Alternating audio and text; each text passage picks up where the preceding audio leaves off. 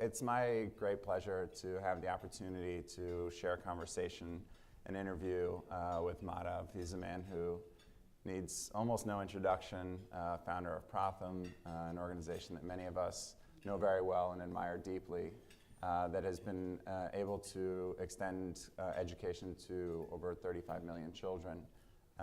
But this specific conversation is really about understanding who is in the room and being in service to all of you.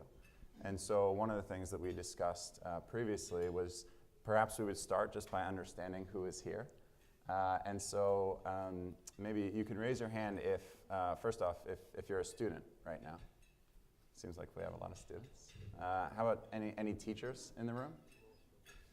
Okay, a few teachers. Administrators at schools? Okay, NGOs, any NGO representation? And government, and then private sector? Okay, so. And none of the above. And then none of the above, if you did not get touched upon. AV crew. Okay. Great. So anything else you wanted to start Well, with? I'm supposed to introduce Adam. I was looking up information on Adam, and after meeting him, especially today, I felt that he represents the younger generation quite well. I say that because in the old days, there were not that many philanthropic activities, and his generation was variously described as me and myself generation, but actually I find that a lot of people from his generation and younger are now thinking of the society and developmental work and so on. So Adam is actually a basketball, Yeah. Are you still? Not as much as I'd like to be. He was a basketball player. My connection with basketball is I enjoyed watching it on TV. He is an author, and he remarkably, he started in the financial sector and then decided that he was going to be more comfortable with the development sector. So he set up his own not-for-profit with $25 to start with. I don't know what it's worth now. We're coming up on 25 million. Ooh, that's a fast rise. So he's going to be my interviewer. Yes. Yes. Interrogator, maybe. Well, you know, I think for many of us, what would be perhaps most helpful is just to hear kind of the quick version of how this got started for you. I mean, how did you start an organization like Pratham? So as I always say, this was not something that I started as in the very beginning. The origin was in UNICEF. They wanted to check out whether a societal mission, which would bring together civil society, government, and business, bring together to own problems of education, understand them, find solutions, and solve them. And they said that should be done in Mumbai, at that time industrial and financial capital of India, now only financial. And they thought that that would be a good beginning to make, if that was possible at all. And they could not find anybody who said it would be done. And I made some noises on the sides saying it could be done, and so the baby was handed over to me, the thought baby, to set it up and organize. That's how I got into it. I was a chemistry teacher involved in a lot of adult literacy and to some extent sanitation work at that time. The university was paying me to do all this, I suppose. I was a chemistry teacher, actually. Got it.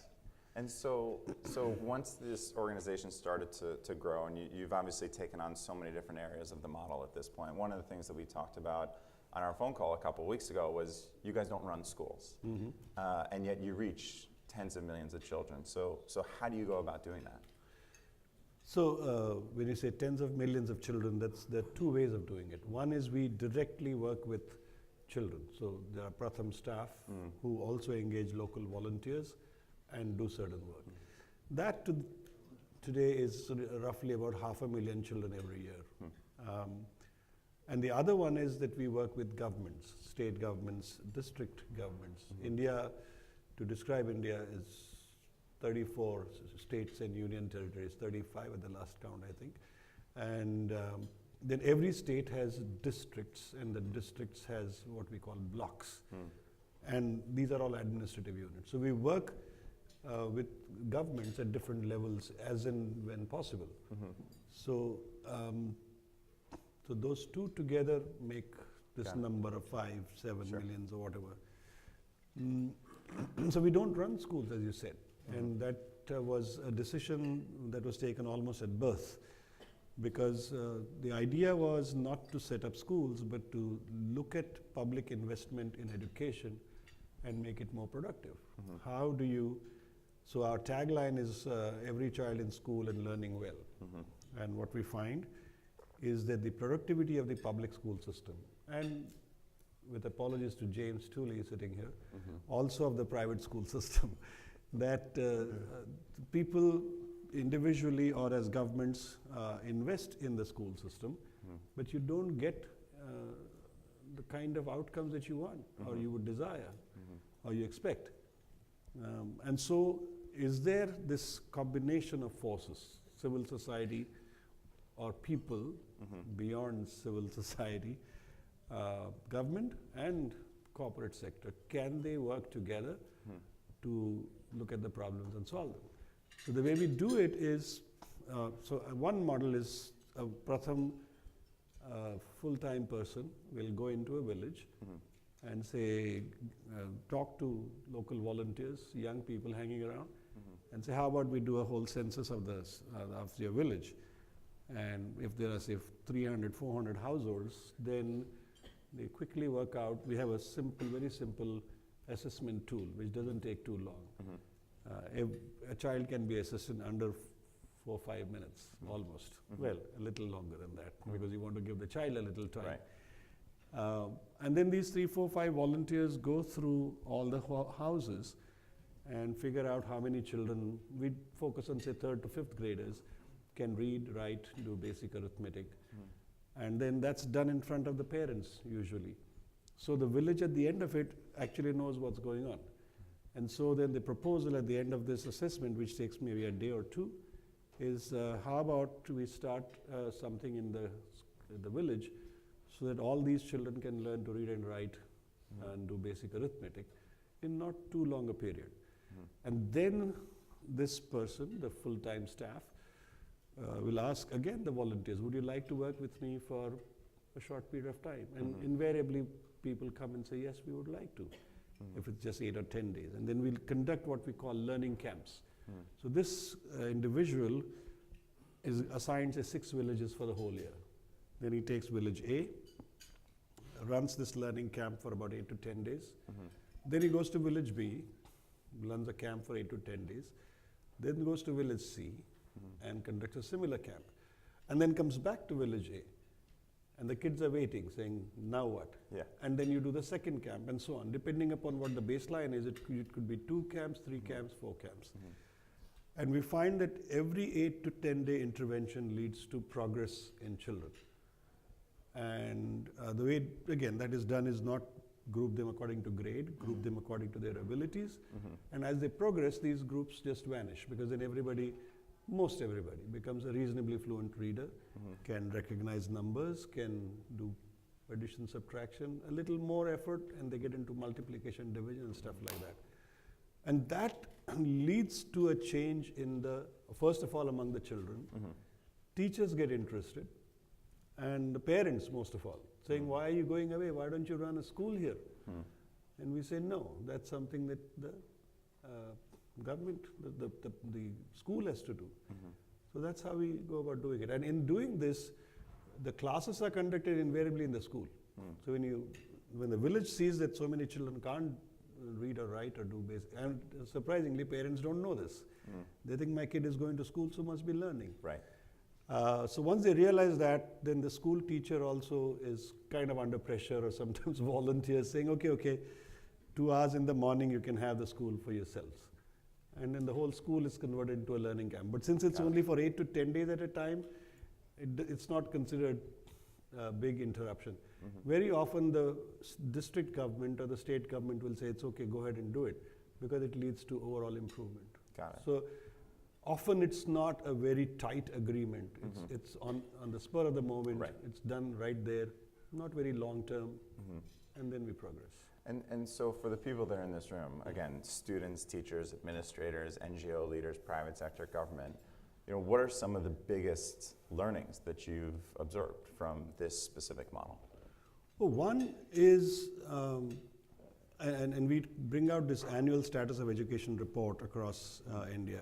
Our sample size is something like 600 children tested every year. And we know that the learning levels are across the board very poor. 50% kids, you reach 5th grade, and 50% of the kids can't read 2nd grade. They can't recognize numbers. They can't solve simple math problems. Now, it's typical to blame teachers, and what we find it's not the teacher, it's a composite failure. You can't point fingers. As some old saying says, you point a finger at somebody, 3 fingers are pointing at you. So it's something that the parents, the society has neglected. So it's about taking the whole society to take responsibility. As they say, the African proverb about takes a whole village to educate a child. But what has happened now is the school is a separate domain, and everybody says you teach, and the school reduces down to teachers, and the teachers say, what am I supposed to do? The problems are humongous. The bureaucratic system.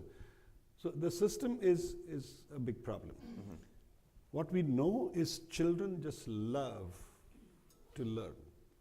They don't need lollipops. They don't need incentives. When they're having fun, and I suppose all educators here will agree, when they're having fun and they see that there's a challenge that I can solve, they're ready, and more than ready for it. We've gone beyond these basics of reading, writing, and we're developing the method further for deeper learning with science, English, higher level of math, and so on. And we find the kids come up to the challenge and are willing to do things by themselves. So that's a big learning. It's not that everything has to be teacher dependent. Sometimes that's the problem, that you say the teacher is responsible. Right. And then everybody else backs out and says, I'm not responsible. That's not true. Everybody has to be responsible. But if you let the child take charge, they move really fast. The other thing that we know is, you see, a country like India, and I suppose most developing countries, is a country of discards. And people have been told they're no good. We are countries of dropouts. Most people have not completed their schooling. And if they have completed, we don't know what exactly they learned. So if you take the Indian population, 70–80% of us are, well, almost illiterate. Although official literacy rates are 75%, it's a country of, then that's exactly what is meant by poor human capital. And it is this human capital that's going waste. And we are then saying that only maybe 3% or 4% of this population is going to educate the whole country. And that's wrong. How do you get all these 60–70% to contribute in small bits, sometimes more? If you do that, then the energy that you get is tremendous. And they don't have to do a whole lot. We advise the parents to say that mothers usually, fathers are no good. Are you a father? No, I'm not. Not yet. I'm a husband, not a father. So we tell mothers to say, all you need to do is say, how are you? What did you do at school? Now this is this kind of a conversation mothers very often don't have. Fathers, definitely not. Even mothers think that's not necessary. And how about sitting down and read something to me? Come, when I roll the rotis, can you count 1, 2, 3? Simple things like that actually, and the kids love to come and tell the mother. The mother can't show him off, say, I'm busy, don't talk to me now. You can't do that. So I think energy of the society can be released in different ways. You don't have to teach. You have to be concerned. You have to be encouraging. If that is done, then the scenario changes. Got it. And both of us also share this real interest in the intersection of education and technology. Right. It's something that we've both spoken about. And obviously, there's been a ton of recent innovation in the education space, and there's a lot of proposed models for how the old way might not be the way of the future. And so, in terms of the various learnings, observations, and conversations that you've had across a wide swath of populations and interventions, are there certain ideas that you are excited about and that you think hold the most promise within the future of education?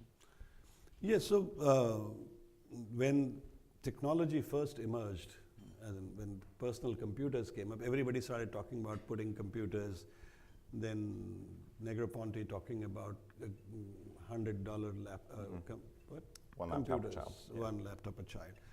So everybody was excited by the hardware and the possibilities of the software. I think and then there were always interested parties who wanted to sell to the school. Then the schools wanted to buy, and the politicians wanted to buy, and everybody went into it. But what was missed completely, I think, two things. Sitting in a country like India, we saw that schools were getting computers, they were getting systems and all that. The problem was, and this is, I think, a matter of deeper concern for me, that there is a linear curriculum. And the curriculum is getting heavier day by day. We are expecting children to learn or know so much more. And we are completely ignoring what the children are learning outside of this curriculum, which is a lot. Yeah. I can give you any number of examples of that. I think we all know this. And the curriculum is a very linear curriculum that says you can learn about geography is, I think Indian curriculum says you learn about India up to, or region around you up to the 4th grade or something, and then you go beyond. But a kid who's watching soccer, World Cup, is looking at Brazil, is looking at all the countries, getting excited about it, and there's no way the teacher is going to tell him anything about it. And he has no other way of exploring it. And what we've done is we've taken the technology and put it as a subservient servant of the linear curriculum. Whereas the strength of this technology is non-linearity. And whether it's computer, and when added the internet strength, then you can actually explore just about anything. Is there a reason why I should not know Brazil when I'm in 3rd grade? No reason at all. So who decides what I should learn? I think there is a fundamental contradiction that is created between the way the institution of schools is built around the curriculum and all that, and the emerging technology. So you can't make that, because the technology is made subservient to the curriculum, there are a lot of problems. So it has marginally improved maybe learning, but not really. And with due apologies to my teacher friends here, we find that models such as, you have a package which may even access content from the cloud, and the control is in the teacher's hand, saying, I'll show you the science animation now, and then you will learn. It's good, but very often it is again restricted. If you give the child YouTube, you may explore many things and there's no answer.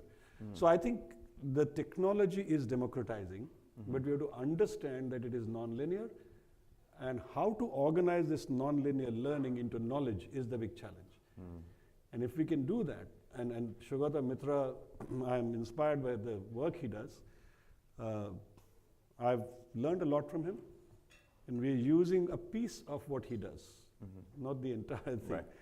And what I find now is that if you challenge children, that's a part of what his work is, his whole school in the cloud thing, where you put a group of children in front of a monitor with fast internet access, and the children learn self-organized learning. We take a step before that, because internet is not available everywhere. We don't know that the conditions can be made possible across the board everywhere. So what we're doing is we're first telling the children learn in groups. And we find that they get excited and they learn very quickly. And the adults are instructed not to interfere. If they come up with wrong answers, that's fine. Don't decide right and wrong. Let them figure it out. It takes a little while for them to arrive at conclusions, but their dependence on the teacher, who's seen as the master, that has to go. Their dependence on the textbook that says that is the last word, that has to go. Once they start doing things in groups, they figure out many other things. And once they know the group learning process, then giving them digital content to learn is then heavily liberating. Then they can learn just about anything. You give a kid a tablet that contains curriculum, even if it is curriculum, 5th to 8th or 10th grade. He says, I'm in 5th, but can I look at the 7th, 8th? Right. Nobody stops you. And then you start learning all kinds of things. That is, I think, going to be a huge plus for us at least. And if we can, and I hope to demonstrate that this year. If we can show that leads to tremendous leaps in the kids' learning, this group and self-led learning. Yeah. There's some bit about self-directed learning and whether the kids can do all self-directed and so on. Kids can. Yeah. But we as adults are so conditioned about the kids not being able to do it that we tend to interfere too much. And I can't go as far as the revolutionary methods of Shogata Mitra, although I believe and respect them completely. Yeah, so we were chatting a little bit about this beforehand, but the organization that I founded, Pencils of Promise, was partnered together with Sugata through a Microsoft collaboration. We have about 300 schools that we've helped build across Ghana, Guatemala, Laos, and Nicaragua. And we decided to see if we were to get in a room together, what could come of that. And so I went with Sugata to a school in New Jersey where these self-organized learning environments were being used. And there was a classroom of 10-year-olds. I said, have you ever done this before? I said, no. And one 10-year-old looks at another 10-year-old and looks back at me, and he says to his friend, we have a lot to teach him. Exactly. And there was so much kind of excitement and curiosity, and we've now ported that into a couple different locations across different geographies. And so it's really, really exciting. I agree. There's pieces of it that are really dynamic.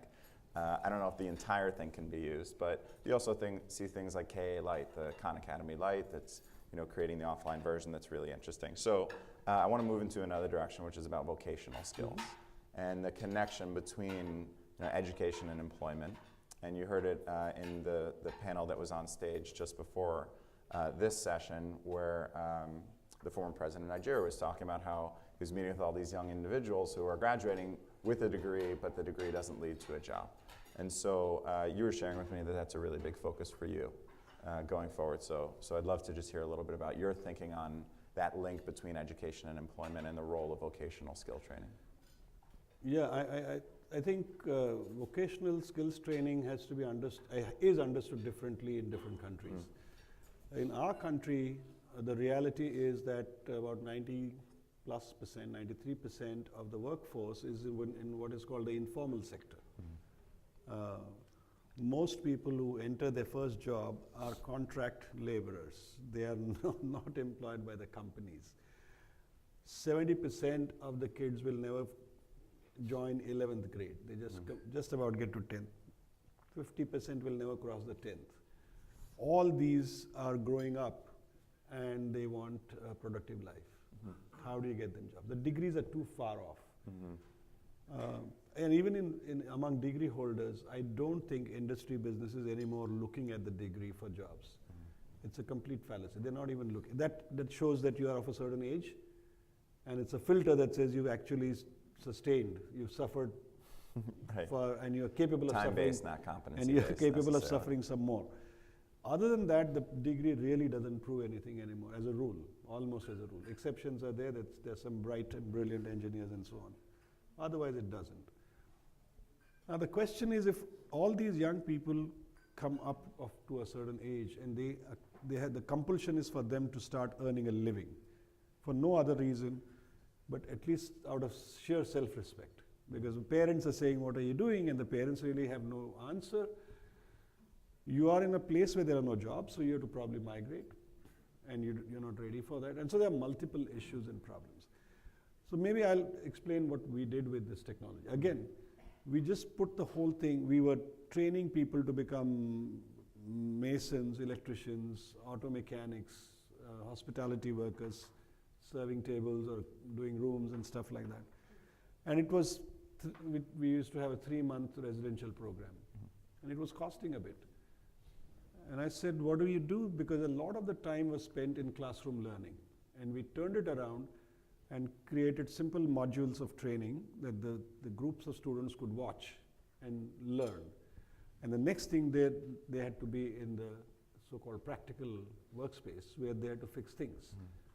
So if you're learning to be a housekeeper, housekeeping training in hospitality, and you watch films about how to set the room right, then you create a demonstration room and mess it up completely, like some of us do in our rooms, and then say, okay, now fix it like you saw in the video.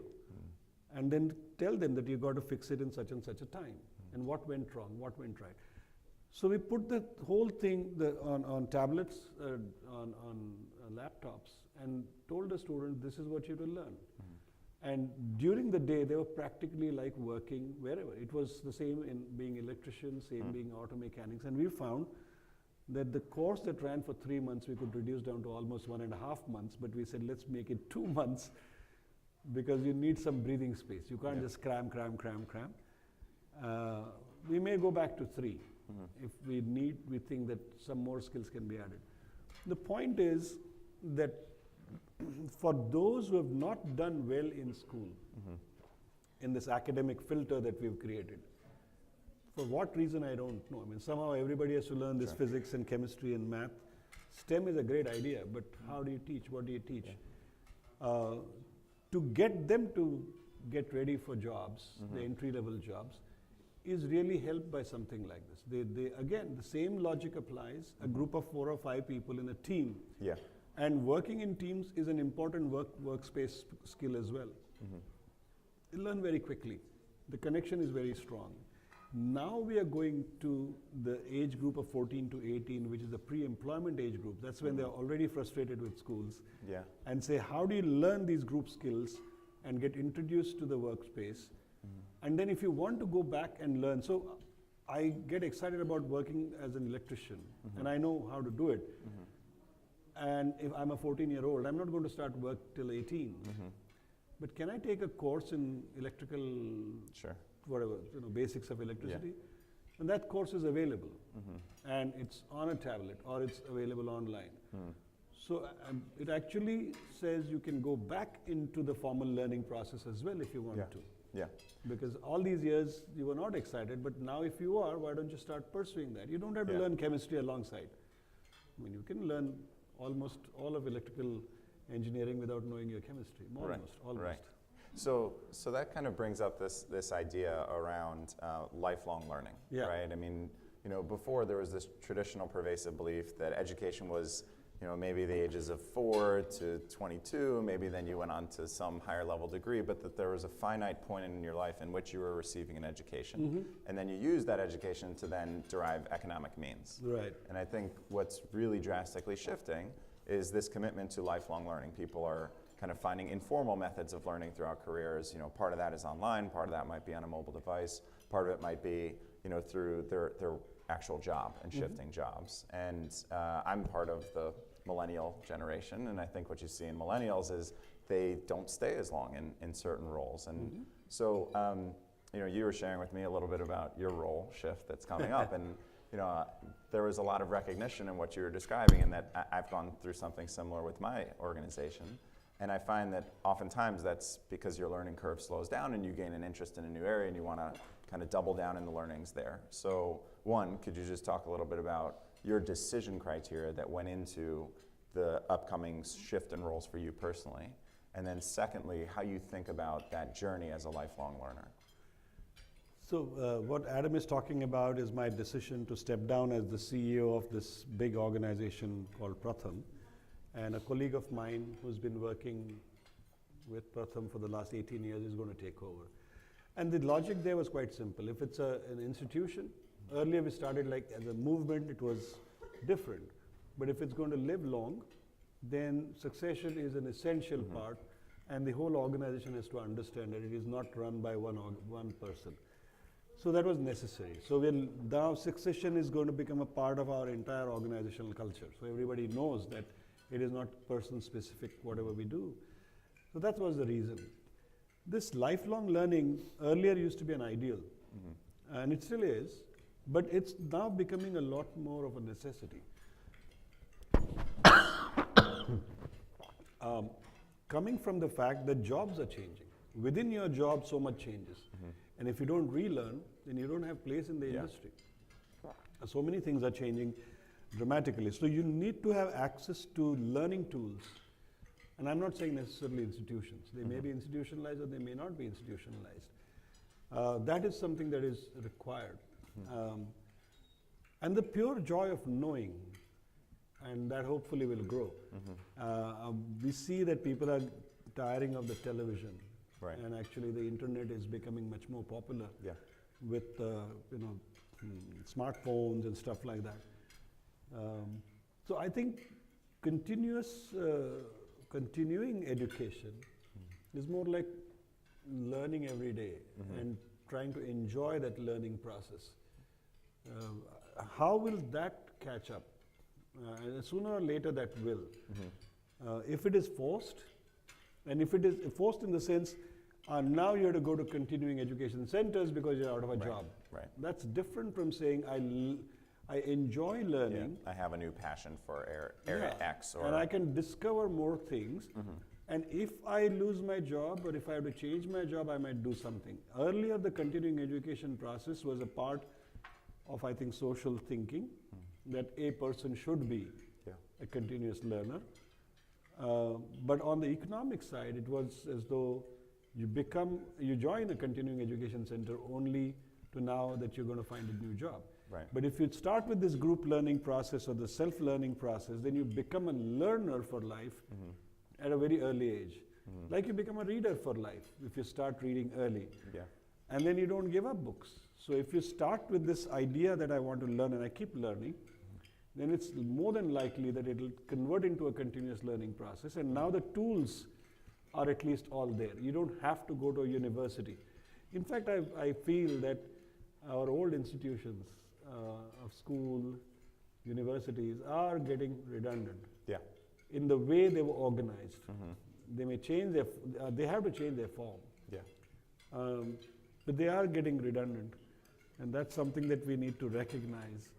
As learners take charge, institutions will change. I don't know whether it's going to happen in 10 years, 20, 50, who knows? So last question, then we'll turn it over to the audience, so feel free to think of your questions now. But they're still eating their chicken, which is like, we're sitting here hungry, and okay. Well, the topic is meet the mentor, right? And so, especially because I'm looking around, I see a lot of young students in the room who I'm sure aspire one day to live a life that will impact others in the way that yours has thus far. And so if you could go back to this 16-year-old version of yourself, what would you say? Don't even think about it. No, I hate, he's put me in a dock, so now I have to talk like an old man. When we were 16, life was different. I think actually life remains the same for a 16-year-old. It's just a different environment. I wonder, like I was serious when I said you represent the younger generation. At 16, I lived in a different home. My father was a trade unionist.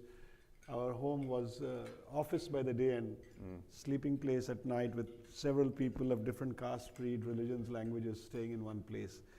So I was slightly an exception. But I still reacted to everything like a kid. So I don't think changing the world or impacting other lives was at the top of my mind. Girls were important, cricket was important, singing was important. I think all those parts, did I say girls? So all that is still very important in life. You should take life seriously, only with a bit of caution. I don't think we should burden ourselves or the generation as a whole, saying that, oh my God, I have to solve the world's problems. No, you don't. But if you learn to enjoy what you do, then invariably, like the path that you found, you figured it out. And when that happens, feel free to fall in love with development. And that's exactly what it is. Forcing, and so for example, creating a curriculum out of social work, I don't really like that. Because writing a good poem is responding to the social realities. Acting in a play could be responding to social realities. People have different expressions. We have to accept that, and especially at a very young age. Otherwise, everybody will be straitjacketed into solving the world's problems. World's problems are solved by different kinds of interventions and things that humanity creates. And if you don't allow that to happen, and if you tell everybody 20% social development, no, I don't think. I can tell you, I did not have intentions of working on literacy until I was 34 years old. somehow it happened, and for a different reason. Otherwise, I was too busy doing other things. I did some student politics. I did my share of throwing stones and marching and all that. So. Got it. All right, well, I know people are eating, but happy to turn it over. Are there any questions from the audience? Feel free to raise a hand. Yes? Yeah. Right, I'm Nora from Malaysia. As you see, like, there's an influx of the technology gadgets and the way that technology, sorry. Hi, I'm Nora from Malaysia. So I have a question. Basically, the influx of technology gadgets and gizmos has kind of impact how we teach students in school. So in some way, it actually creates this short attention span learners because they need rapid information. They can get information at the tip of their fingers. So how do you think that we can go about for the teachers, educators, their paradigm shift in educating the new generation of learners nowadays with technology coming in? If I understood your question correctly, whether if I answer you correctly, then you will know whether I've understood your question correctly. You see, that's what I meant when I said that first things first, the kids have to learn how to be learners. And that means, I mean, informally you can pick up many things, like I learned singing from listening to the radio. But organizing that into knowledge is a completely different thing. If those kids from an early age figure that out, because gizmos and gadgets don't necessarily lead to formal organization of knowledge. That would be a mistake to think that happens. Of course you learn something when you play games, but I know some people, older people, not the younger people, play this, what was that called, Minesweeper, or what are the Angry Birds. So there are many things that happen, and you're like zombie people play. There's only so much that you can learn out of that. I think once you are that transformation of the person into a learner leads to exploration. And then saying, okay, I want to explore this. And that's where the gadgets and gizmos could be useful. But that creating that content, one of the things that I forgot to mention, the challenge in India, is there is no content that is contextualized for Indian kids, contextualized. Yeah. I mean, you get videos, you can, if you buy it at a price, from Discovery or History, but nothing, I mean, you're showing me birds that are Latin American, but right. What about our birds? Yeah. What are they called in our Indian languages? You wouldn't do that. Why would you not? I think we have not spent enough time and money on it. The society has not. Yeah. And it's the commercial driven interests go after that. Right. So I think once that learning starts happening, a lot of people will start, or either way, that content will be created. People will know how to make interesting content, and that cycle has to start. I don't think that cycle has started yet. Did I answer it correctly? Yes. More or less. Thank you. Yeah.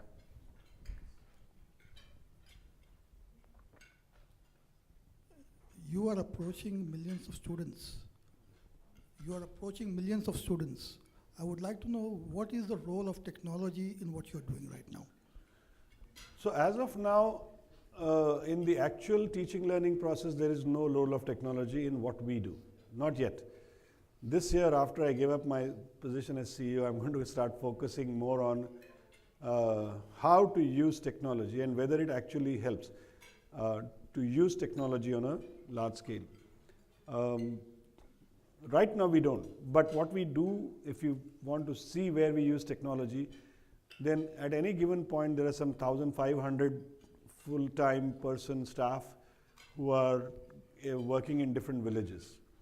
So daily they send a text message of how many kids are in their class and where they are, which is I can see almost live as to what is going on. That helps. From a monitoring point of view, if things are not working out, what's going on, that's easy.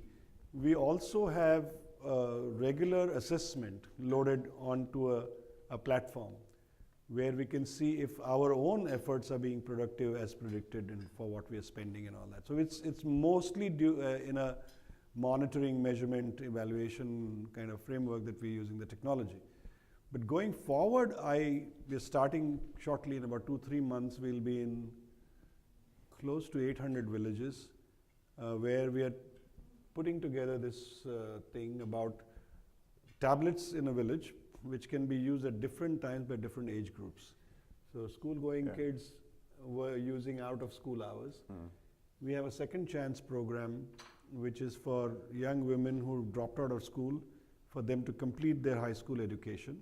So they will use it during a period of time, and the unemployed youth who are employment seekers will use something at the other time. So that will actually tell us, and notice this has nothing to do with the existing school structure. It's completely outside the school structure unless the school says we want to use it. Because the worry is, and this is a very Indian worry, that the government can tell me or the school can tell me we don't want it, and then what do? Whose side am I on? The school side or the children's side?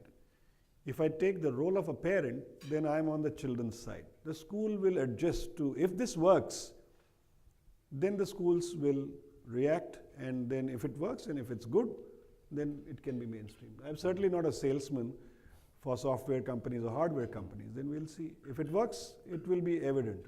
I think it will. And so a little bit more than a year ago, the UN Special Envoy for Global Education, Gordon Braun, gave a speech asking this question.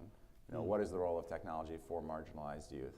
And that birthed an initiative called the Global Education Platform, which I now lead as the director in conjunction with my responsibilities at the organization Pencil Promise that I founded. And so I've been wrestling with this question for the last several months, trying to figure out what is the role of technology for marginalized youth that could be supportive of great organizations and great government initiatives. And I'll at least quickly share my belief, which is you have 4.5 billion people who have access to a toilet, but you have over 6 billion that have access to a mobile phone. The challenge, though, is most of those are feature phones. They're not smartphones, and most of the technological movement is towards smartphones, and therefore most of the profit incentive is there. And so people are developing for the smartphone. They're not developing very much for the feature phone, which is what most people have. And to your point earlier, one of the biggest challenges is that the content is not relevant to the local context. So, someone in rural Ghana is reading about, Susie who goes to school in Washington, D.C., not about Kofi who goes to the river and eats the local food.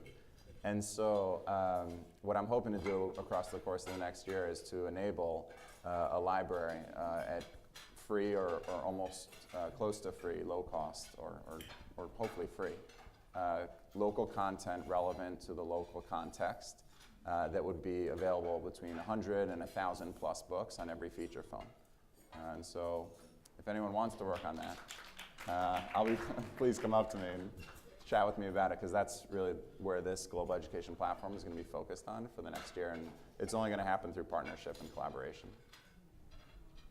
So, James. Madhav, it's great. James Tooley.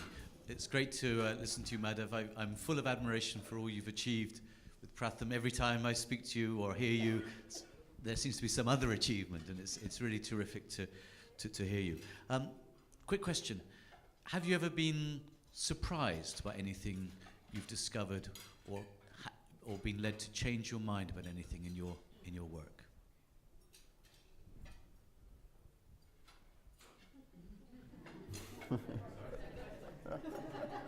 You really ask tough questions, James. Let me think about it. I'll take another question in the meantime. Because I don't recall.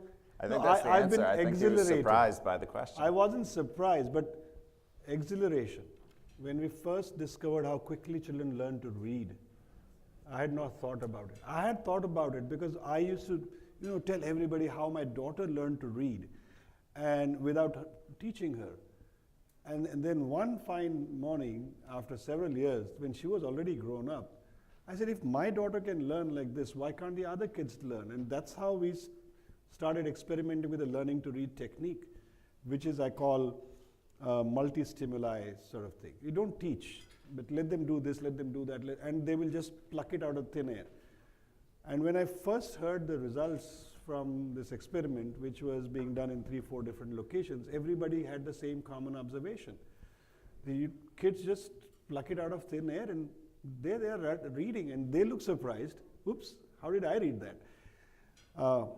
I think you could call that surprising. But what surprises me on the other side is the apathy, knowing that this works and people don't move. I don't know whether it's surprise. It's amazing that people in government, in administration, in media, they don't really pick it up. They don't think it's worth doing, that it can be done so quickly, it doesn't cost money. Can't understand why people don't do it, and it had nothing to do with brand. It's free, take it away, try it. No, that apathy, it's really painful. It's a painful surprise, and it constantly bugs me and bothers me. I know it does you too. I think there was a question on this side of the room. Sure. Why don't you go first? Oh, sorry, in the back. Go ahead. Hi, my name is Chirag, and I'd like to thank you both for inspiring us through this interaction. So my question is to both of you that in a country like India, how can we educate the new generation, which includes all the underprivileged students, to overcome the caste systems and the gender inequality that we face? Now, what was the first part? Before the inequalities? Casteism. Do you want to take this first? You want to take that? That would Directed include. at you. Well, it's tough for The me. white man has to solve all the problems. I was going to say, it's really tough for me to answer that because I'm not from India. But my assumption is that something like that has to be solved within the system by Indian youth. It's probably people like yourself that are here at events like this one, representing the next generation and learning from the people that you're able to meet here, and recognizing that time and time again you're going to come up against an obstacle that is going to seem insurmountable, and you have to keep pushing because you're going to hear no 99 times before you get to the one yes. But there's a pervasive belief, I think, amongst your generation that these types of things are a bit antiquated, they're not as relevant, and that they're limiting for human potential. And so I think the single most powerful thing in the world is an idea whose time has come. It's a Victor Hugo phrase, and I think that if it's your generation that believes that the time has come for some of these things to be reduced, then by using some of the methods that you've seen at great organizations and great leaders previously, you can assert that type of change. So what I'd only say is that, talking about being surprised, so Rajasthan is considered a very traditional society and so on and so forth. Recently, in one of these group learning exercises, the kids were given a text which actually said a boy had been told by his mother not to drink water or eat at a Dalit caste, the lower caste person's house. But they used to play together, etc., etc. And then this boy lands up at his friend's place, and this low caste, so to say, person's mom offers them some sweets and some water. And that's where the text ended. And the kids were supposed to discuss it and say, what should the kid do? Should he drink water or should he not? His mom has said not to. And I was amazed to hear that all the kids said, what kind of a text is this? Of course he has to drink water. Doesn't have to tell his mom. Now, I was thinking about it. How did this happen? Well, one thing is that the textbooks have always carried such lessons, which is building up that this is the right way. And I think internally kids, as they grow up, as the whole world changes, like you said, it's a part of their growing up, then these are the values that are growing up. There are counter values, so-called, which are saying, don't do this, this is bad. And the clash is increasing. The moment you hear about a rape now, you can see everybody going up in the air and saying, no, this should stop. I think the positive building societally is also happening. So I'm not sure we can educate children. That it's not about just the school telling. The school has to continue to say it. But the external environment also has to be conducive, because if the external environment is not conducive, these lessons will be useless, futile. I think both have to work hand in hand. In India today, if the environment starts going towards, casteism and fundamentalist beliefs about division among people, then it will be a big setback. Both, it's not only the school, it is the home, the society, and the whole political environment. That's how I would say it. Thank you. Another question over here. Thank you. I'd like to begin by saying that usually it takes something very exciting to have my attention diverted from chicken.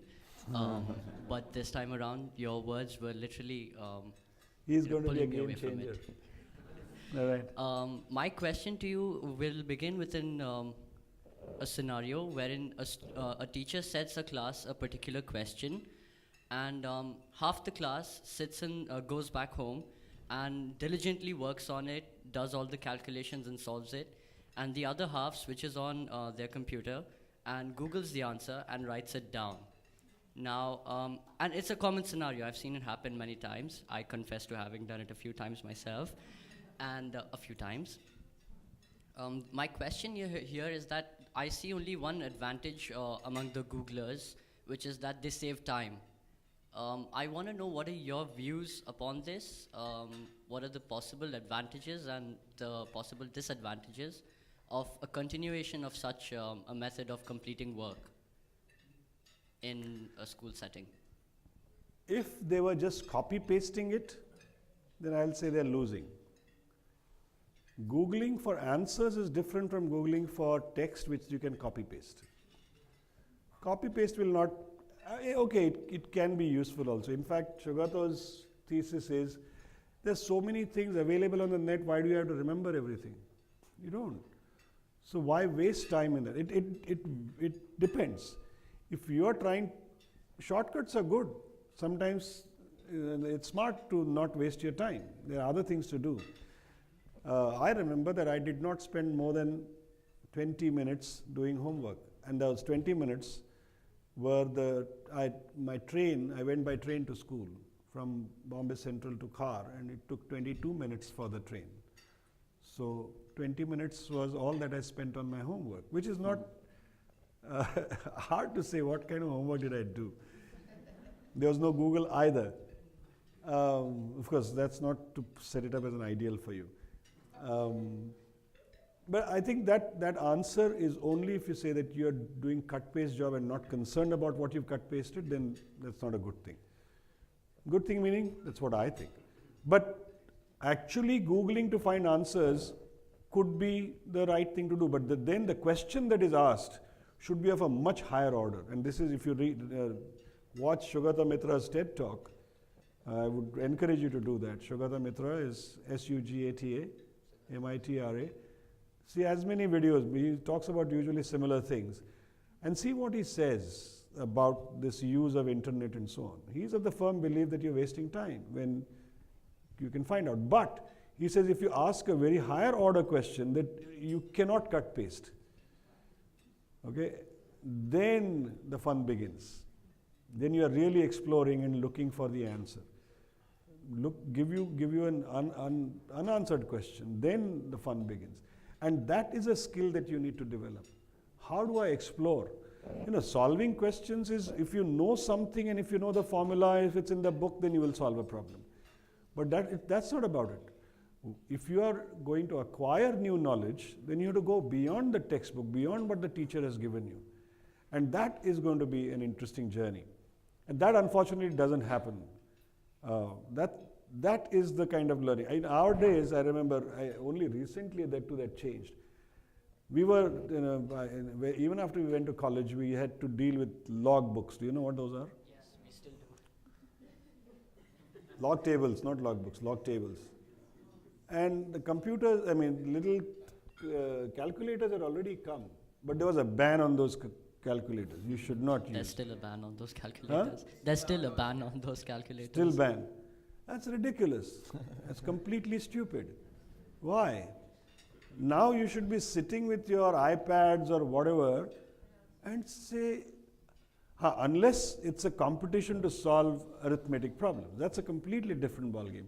But if you're trying to solve an engineering problem, to say that you don't use calculators is ridiculous.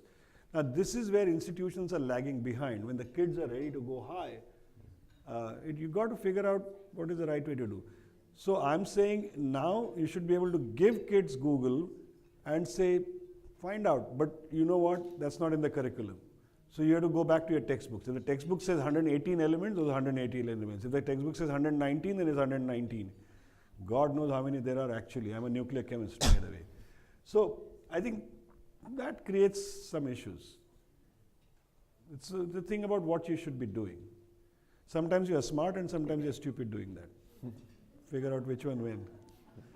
Okay. Thank you, sir. And now chicken.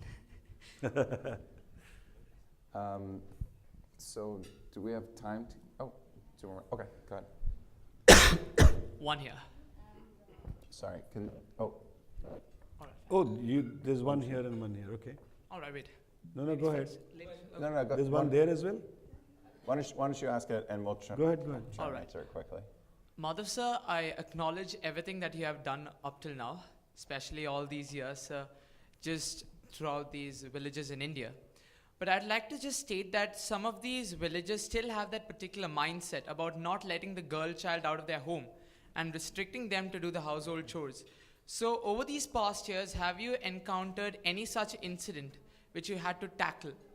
And how did you tackle those situations? I think you should know facts. And facts being, India has changed and is changing dramatically and very quickly. We do our surveys every year. We find that 97% children are in school, which includes girls in rural areas. These girls say we go to school. If you were to travel early morning hours in India, in rural areas, one of the best sights to see is girls neatly turned out. Boys are ragamuffins.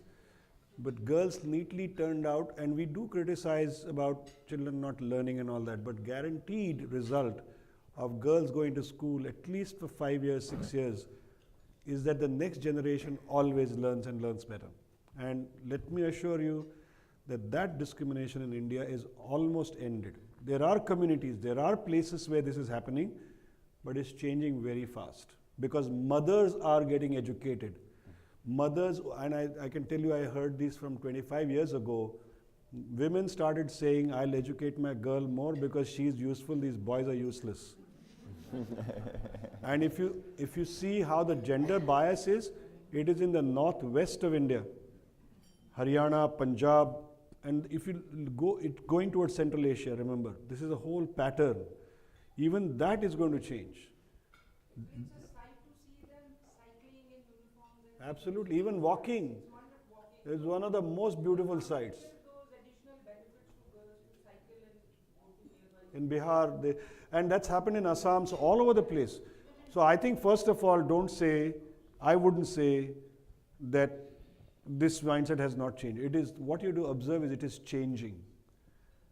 There are places, pieces, homes, communities where there is a resistance, but again, as I was saying, the overall atmosphere is changing in favor of girls going to school, and we have to do very little. When we started this second chance program for dropout women, it was actually not that difficult to get these dropout women. The problem was, we started discovering, as you go to the younger age group, there are no dropouts at 5th standard. If you want to look at it negatively, they say all girls are being promoted, so why will they be dropout? Of course, that was the whole idea, that they should stay in school. I can tell you, in Mumbai, we did a large-scale survey. We do it routinely in slums. Muslim girls, typical mindset stereotype was girls don't get education, Muslim communities, this, that, and the other. And we found that boys are dropping out sooner, and girls are graduating and getting MAs and all that. Why? Well, very, very interesting after this happened. And a complete mindset change. The boys actually, because of discrimination in jobs, don't get jobs, and so they are actually starting work early. But girls go on, and sometimes it's a safe place to be, the school.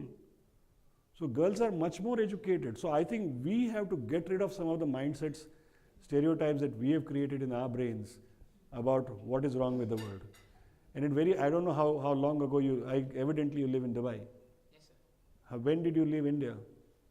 Sir, I was born and brought up in Dubai. So I've just You heard. never lived in India. Sir, I've only for my vacation. Just asking. Only for my vacations. No, so because there are these, I meet with a lot of NRIs and citizens of Indian origin overseas, and they're frozen in time. You know, they have this notion of what India is, and India is changing. Your cousins in India will be completely different from what you think India is.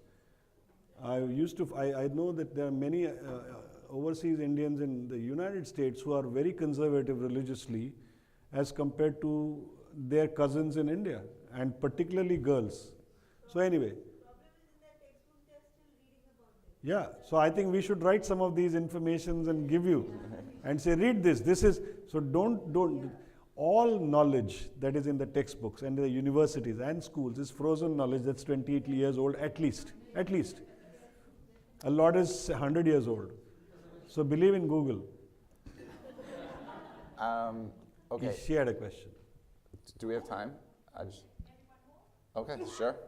We're Go doing ahead. great. Yeah. I'm still hungry. Yeah. Go ahead. Oh, All but right. she just allowed one more question. Yes, okay, go ahead. Good afternoon. It's been really inspiring to listen to your work and the amazing work done by Pratham. And let me tell you, I'm also Mumbaikar and a chemistry teacher. So you are a great inspiration to me this afternoon. I have two questions. One is, why do you think India is actually a land of stark contrast? Every child in India is given the right to education. But you see the government school education, the news reports that we often see, we see it's in a state of abject despair. There are no lack of trained teachers in primary schools, in government schools. What do you think, what are your thoughts on it? What do you think the government should do to attract people to this sector? And a second question is, do you think education system in India has evolved to a state where we teach children that education is all about discovering the real self and not the ultimate aim to get into an IIT or IIM? That's about half an hour's worth of answers. Well, I think it does require a long answer, but that's what this conference is all about as well. I think the government of India has done a lot of things to attract people to the profession, and they've done exactly the wrong thing to attract. And that's saying increase the salaries. So those who want salaries are going there. And then there's corruption in a teacher appointment. You pay a certain bribe, then you get a job. Not always, but there are. So I think there have been lots of problems with that. I have some ideas and notions about the teaching profession and its future. I'll just say that maybe before you think that you're going to become a teacher, you should work for about a couple of years in the school and find out whether you are good enough. Let the kids decide whether you're good enough or not, and then get admission to becoming a teacher, and then continue. And teachers as a lifelong profession is something scary to me, because you're there, and then you say, so I mean to say I can't be a receptionist? No, I'm a teacher. And you're stuck in that profession for a lifetime. You have no other options. I would prefer that the teachers can go in and out and not worry about the seniority and all that. They're explosive thoughts, but when people talk about professional teachers being good, maybe there are going to be some professional teachers who will be there for a lifetime, and they're really good and leaders. We probably don't need this so-called professional cadre, and I heard the expectations of a teacher. If you have every teacher like that, then you can't have 4.6 million teachers in India. Then India will be transformed dramatically by that time. If every teacher is of that caliber, we can't have that. So I think we need to rethink the roles of teachers. I'll stop at that.